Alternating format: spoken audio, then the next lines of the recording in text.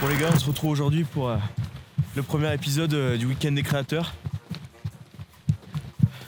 Ça voit que ça fait longtemps qu'on a pas marché parce qu'on vient de commencer la petite montée. Je suis déjà éclaté quand là. Je suis déjà éclaté. Donc là, le concept du week-end de créateurs, tout est dans le nom. C'est un week-end entre créateurs matures et intelligents comme nous. Donc on part avec des gars qui sont dans la photo et la vidéo. On part pour un week-end un peu sportif, un week-end de randonnée. Et en même temps, on est là pour créer du contenu bien lourd. Et une vidéo entre copains, de la bonne bouffe, des rigolades, du sport, du pipi chaud, du pinard, du saucisson, le refuge, les chaussettes mouillées, le fromage qui pue. Ça, c'est une vidéo comme on les aime. Une vidéo qui va s'appeler le week-end des créateurs. Alors qu'est-ce qu'un week-end des créateurs ? Tout est dit dans le nom, c'est un week-end où plusieurs créateurs de contenu, photographes, vidéastes, etc. partent accompagner des moustachus en vadrouille pour créer du contenu artistique ou complètement barré. Et le plus important, c'est l'équipe, et je peux vous dire qu'on vous a dégoté une bonne brochette de mecs talentueux et complètement déjantés.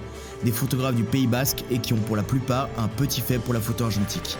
Il nous fallait aussi un lieu pour accueillir cette belle équipe, et c'est dans le Béarn, et plus précisément dans la vallée d'Aspe, que va se dérouler ce week-end entre copains. Enfin, pour pimenter un peu les choses, un défi, et pour ce premier week-end, ce n'est rien de moins que la randonnée du lac d'Arlay dans la vallée d'Aspe, et cela en hiver avec des raquettes, à quoi nous nous attaquons.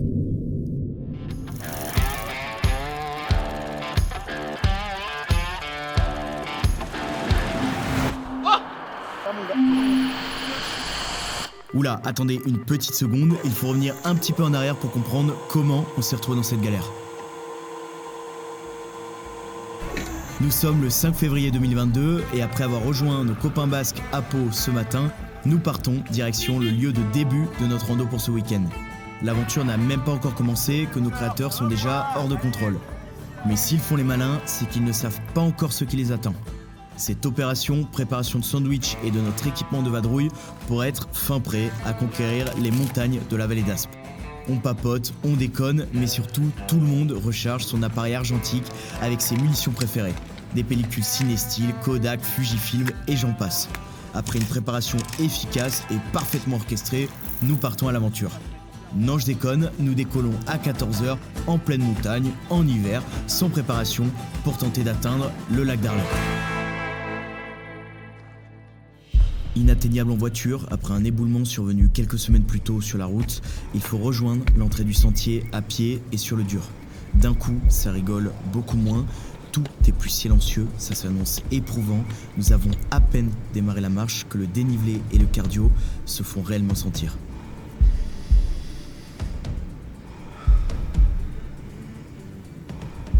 Mais n'oublions pas le but de cette vadrouille, c'est de créer du contenu. Alors quand il faut stopper la marche pour sortir l'appareil, personne ne bronche et on se prête au jeu.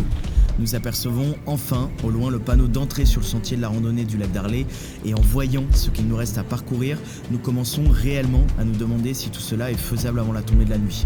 Il faut dire en même temps qu'il n'y a que les moustachus en vadrouille pour démarrer une rando en hiver, en pleine montagne et à 14h. Nous voyons les premières traces de neige sur le chemin, les montagnes à l'horizon, l'air se rafraîchit, nous le sentons, nous sommes tout près, les choses sérieuses vont enfin pouvoir commencer.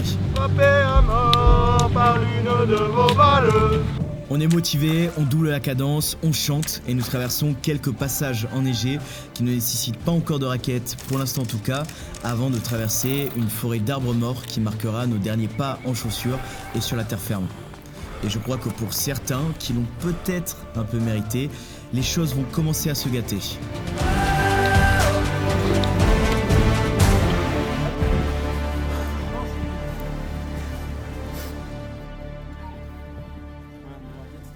Allez, let's go. Max, la clope là, c'en est où ? Nous commençons les présentations avec un phénomène. Je vous présente Max. Dans un groupe, il faut toujours un gars qui se prend pas au sérieux et qui fait rire tout le monde. Et bien nous, on a Maxime. Mais franchement, je la fais easy là. Tu vas l'assumer la clope ou pas ? Là, ce que je ferai, c'est que d'ici à peu près 6 heures, qu'on sera en pleine rando, mec, je te reposerai exactement la même question. Rien à foutre, mon gars. On parie ? Allez, on parie. A few moments later. Bon, mec, la clope, tu la regrettes ou pas là ? C'est bon ? On dit bonjour à Max, notre premier créateur en vadrouille, et qui est l'homme au karma. Maxime Estro a 31 ans, il est passionné de photographie, et plus précisément de photo argentique, d'outdoor et de portrait, et il a l'incroyable capacité de faire des bulles avec sa bave. Je vous laisse aller jeter un œil à son travail sur Instagram, ce mec a du talent, en plus de l'humour.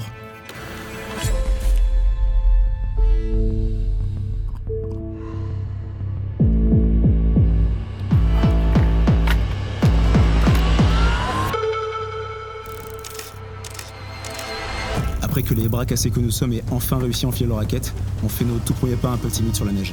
Et après un petit temps d'adaptation, ça y est, on y est. Nous reconnaissons bien nos chers paysages pyrénéens. Le ciel se couvre, la brume fait son apparition, nous zigzagons à travers des amas rocheux qui surgissent de terre, et tout autour de nous, il n'y a que le bruit sourd du vent qui souffle et nous pousse à avancer.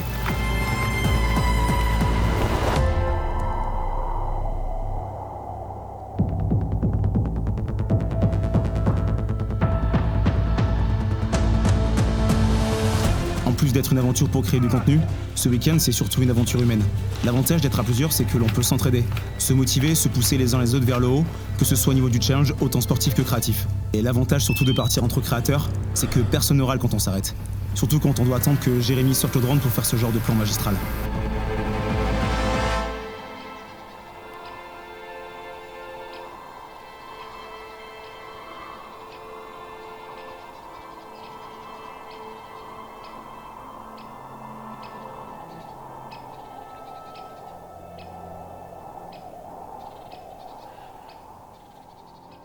Ce que l'on a oublié de vous dire, c'est que nous sommes partis pour cette aventure les mains dans les poches, tranquilles, sans même prévoir une seule carte. Mais nous avions bien mieux. Prendre Gonz avec nous. Et Gonz vaut bien mieux que toutes les cartes du monde. Gonz, tu sais, c'est ce mec qui a toujours le sourire, qui transpire à peine alors que tout le monde est au bout de sa vie. Et qui, pour couronner le tout, te sauve la mise quand t'es dans la merde parce que tu as complètement sous-estimé la montagne. Je vous présente donc Gonzague, c'est notre Mike en à nous, un gars discret qui ne parle pas pour rien dire, mais qui sait se montrer présent quand il le faut. Gonz est passionné de photographie et surtout de photos de paysages. Allez checker son compte Insta, c'est un vrai bol d'air frais. Dites-vous qu'il est même capable d'endurer et de supporter les moustachiers en vadrouille, ce qu'on pensait nous-mêmes impossible jusqu'à aujourd'hui. Oui, Gonz sait lire les cartes IGN. Et heureusement pour nous qu'il est là, parce qu'avec notre sens de l'orientation et les brouillards, cela fait bien longtemps qu'on aurait perdu notre chemin. Et ça tombe bien, nous avions tous besoin d'une petite pause pour reprendre de l'énergie, avec nos barres de céréales et des gourdes bien remplies d'eau, on préfère préciser.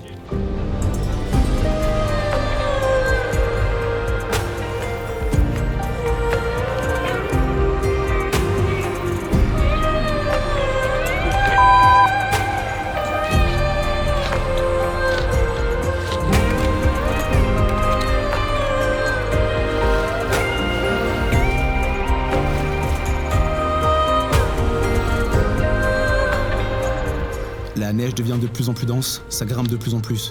La fatigue se fait ressentir, mais c'est tellement beau, si calme. Pourtant, plus on monte, plus les jambes commencent à trembler et plus on ressent l'entraînement inexistant qui a précédé cette aventure. Est-ce que vous aussi, vous la sentez arriver, la montée de trop? Celle que l'on va avoir tous du mal à assumer? Oh, vas-y frérot.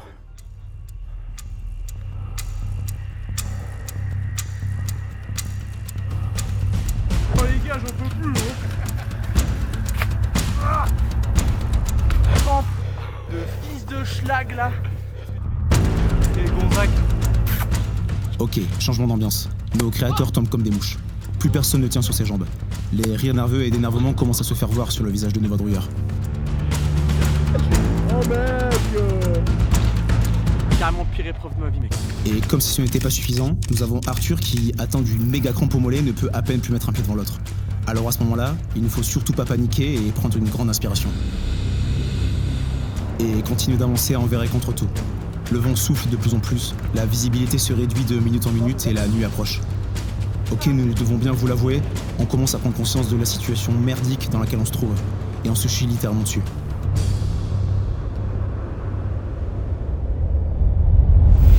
On a vraiment cru qu'on allait dormir dehors et passer la nuit dans la neige ce soir. Et là, on vient d'arriver devant la cabane. On est sauvés parce que je sais pas ce qu'on aurait fait si la nuit qui tombe là nous avait rattrapé et qu'on n'avait pas trouvé la cabane pour dormir ce soir.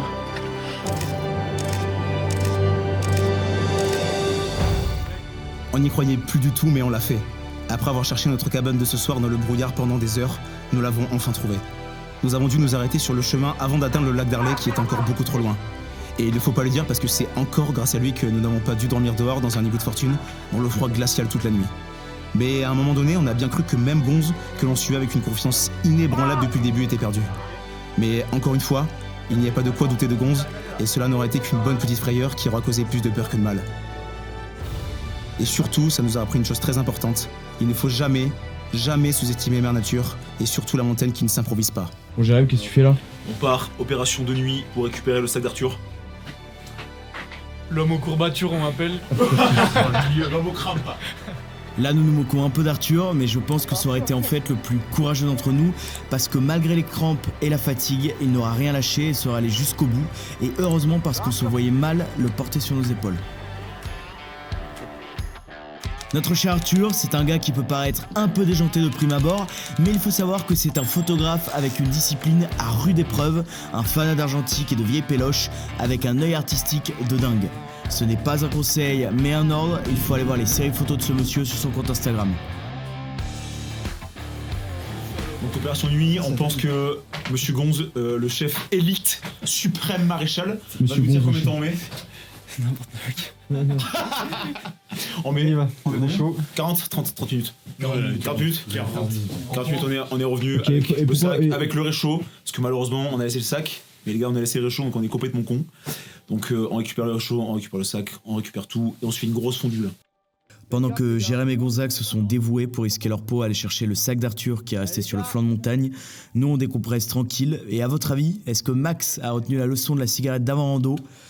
Bien sûr que non, il n'a pas du tout retenu la leçon. Et après l'effort, c'est le réconfort bien sûr. Et nous avions bien plus préparé le réconfort que l'effort, comme c'est bizarre. Du pinard pour se réchauffer et fêter notre arrivée au refuge. Et bien sûr, rien de mieux qu'un bon sauciflard pour reprendre un peu de force. Tout le monde lâche la bride, on se retrouve entre bons vivants et ça n'aurait pas été une bonne soirée en montagne s'il n'y avait pas eu 2 fondus au menu de ce soir.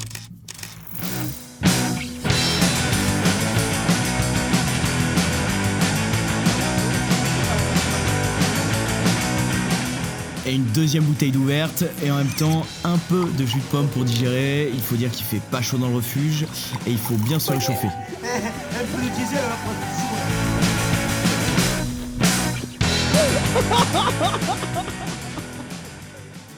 Pour finir cette soirée en beauté, après avoir bien rigolé entre copains, rien de mieux qu'un bon cigare.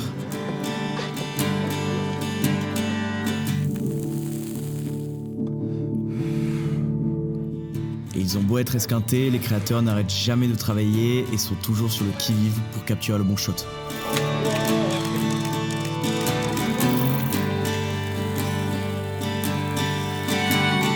On finit nos cigares, on se passe un petit peu de baume du tigre sur les jambes avant d'aller au lit et on part tous se coucher tôt parce qu'une autre grosse journée de marche nous attend demain.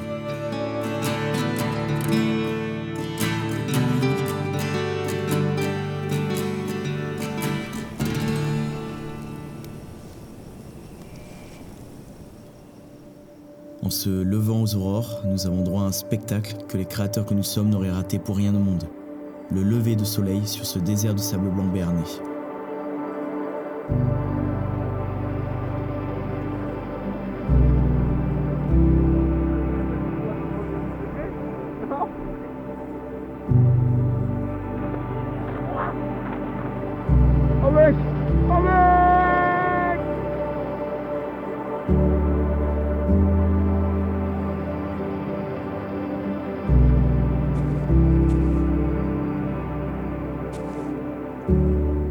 Certains jouent avec leur luge comme de grands gamins, d'autres ne veulent plus lâcher leur appareil photo.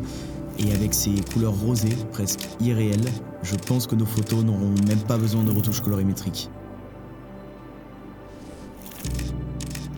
Nous faisons décoller le drone, histoire de prendre un peu de hauteur et observer tout ça de là-haut.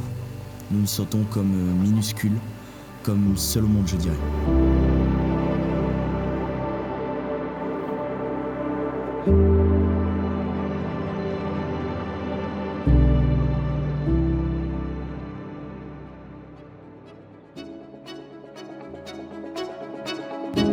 Avec un cadre pareil, c'est de la triche, c'est presque trop facile de faire de belles photos et nos créateurs s'en donnent à cœur joie.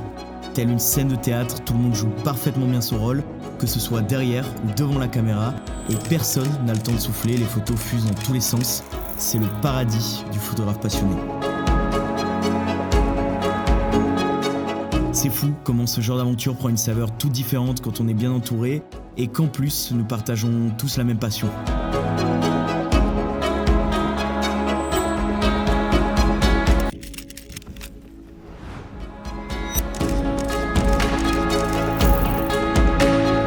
Nous avons eu la chance de réunir pour ce voyage des photographes qui pratiquent aussi bien le numérique que l'argentique et en plus de nous mettre à l'amende physiquement, Gonzague a un plus gros objectif que nous tous réunis.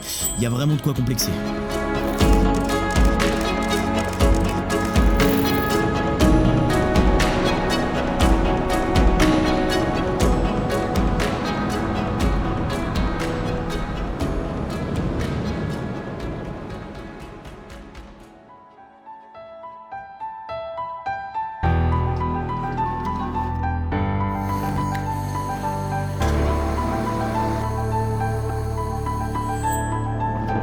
Nous ne pouvons bien sûr pas commencer notre journée de marche sans un bon café à l'italienne dans une tasse des moustachus, face au soleil et accompagné de son meilleur acolyte.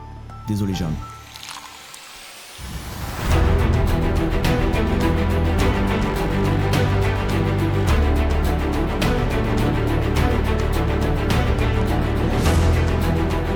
Il est maintenant temps de dire au revoir à notre petit chez nous, à cette cabane qui nous aura tous accueillis pour une soirée qui restera inoubliable.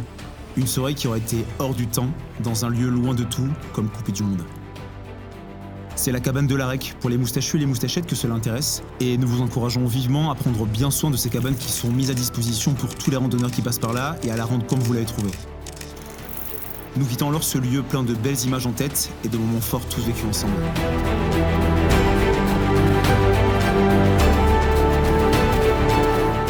Il ne nous reste plus qu'à bien serrer les fesses et à monter tout ce que nous avons déjà descendu hier.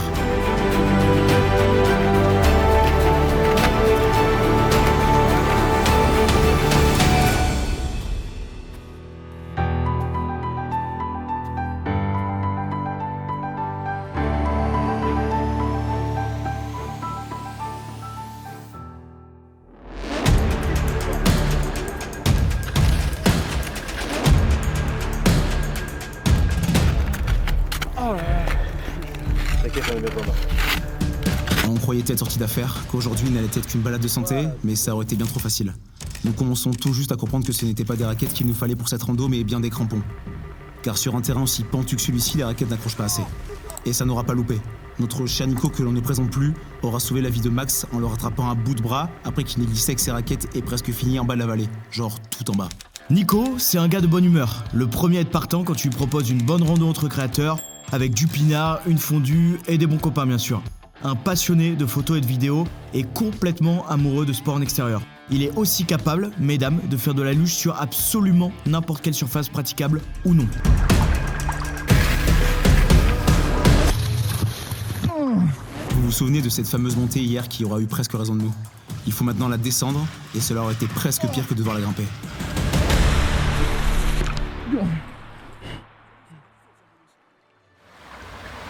Ça y est, on le sent enfin. Après toutes ces péripéties que l'on n'est plus très loin de la terre ferme. On entend le bruit de la rivière d'eau pure sur le côté et nous commençons à voir les premières feuilles et brins d'herbe.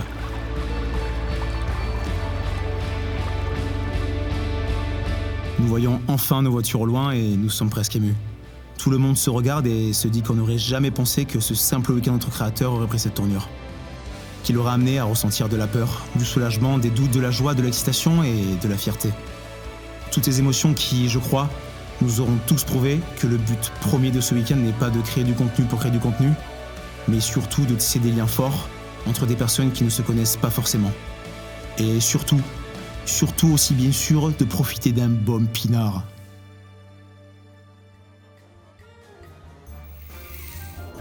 Un grand merci à notre équipe de créateurs. Arthur Vial, Maxime Mestro, Nicolas Richez et enfin Gonz. Un grand merci aux précédents et futurs randonneurs qui ont su laisser notre refuge d'un soir en bon état. Et pour finir, merci au partenaire de cette vidéo qui nous a permis de rester au chaud, tout en ayant la classe, enfin je crois, durant toute cette folle aventure.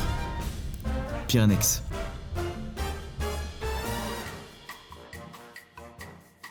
PS, dites-nous en commentaire qui est-ce que vous souhaitez voir pour le prochain week-end des créateurs.